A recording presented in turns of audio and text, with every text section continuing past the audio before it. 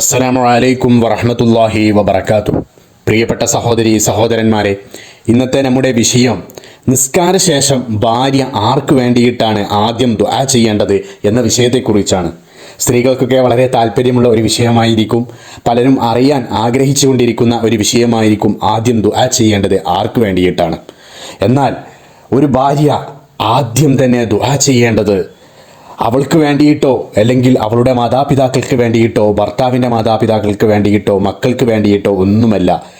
ഭാര്യ ആദ്യം ദുആ ചെയ്യേണ്ടത് ഭർത്താവിന് വേണ്ടിയിട്ടാണ്. ആദ്യം ദുആ ചെയ്യേണ്ടത് ഭർത്താവിന് വേണ്ടിയിട്ടാണ്. അതിനുശേഷം അവൾക്കും അവളുടെ വീട്ടുകാർക്ക്, അവളുടെ മാതാപിതാക്കൾ, ഭർത്താവിൻ്റെ മാതാപിതാക്കൾ, ഉറ്റവർ, വീട്ടുകാർ, സ്വന്തം മക്കൾ, ഇവർക്കൊക്കെ വേണ്ടി ദുആ ചെയ്യുക.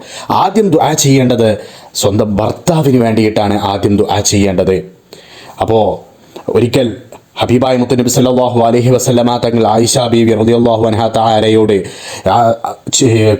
ആയിഷ ബീവി റളിയല്ലാഹു അൻഹ തആലയ്ക്ക് കൊടുത്ത ഉപദേശമാണ് എന്ത്? സ്വന്തം ഭർത്താവിന് വേണ്ടി, അതായത് നിസ്കാരം കഴിഞ്ഞ് ദുആ ചെയ്യുമ്പോൾ, നിസ്കാരം കഴിഞ്ഞ് ദിക്റുകളൊക്കെ കഴിഞ്ഞ് ദുആ ചെയ്യുമ്പോൾ ആദ്യം ദുആ ചെയ്യേണ്ടത് സ്വന്തം ഭർത്താവിന് വേണ്ടിയാണ് എന്നുള്ളത്. അപ്പോൾ എല്ലാവരും മനസ്സിലാക്കുക, ആദ്യം ദുആ ചെയ്യേണ്ടത് ഭർത്താവിന് വേണ്ടിയിട്ടാണ് ദുആ ചെയ്യേണ്ടത്. അല്ലാഹു സുബ്ഹാനഹു വ തആല എല്ലാവരുടെയും കുടുംബ ജീവിതത്തിൽ ഖൈറും ബറക്കത്തും പ്രദാനം ചെയ്യട്ടെ. എല്ലാവരുടെയും ജീവിതത്തിൽ, ദാമ്പത്യ ജീവിതത്തിൽ സന്തോഷം വർദ്ധിക്കട്ടെ. എല്ലാവരുടെയും കുടുംബ ജീവിതത്തിൽ സന്തോഷം വർദ്ധിക്കട്ടെ. എല്ലാവരുടെയും കുടുംബ ജീവിതത്തിൽ ഐക്യവും ബറക്കത്തും ഉണ്ടാവട്ടെ. എല്ലാവരുടെയും മക്കളിൽ ഉയർച്ചയും അതുപോലെ തന്നെ വിജയവും ഉണ്ടാവട്ടെ. നല്ല സ്വാലിഹായ മക്കളായി വളരട്ടെ എന്ന് ദുആ ചെയ്യുന്നു. അസ്സലാമു അലൈക്കും വറഹ്മത്തുള്ളാഹി വബറകാതുഹു.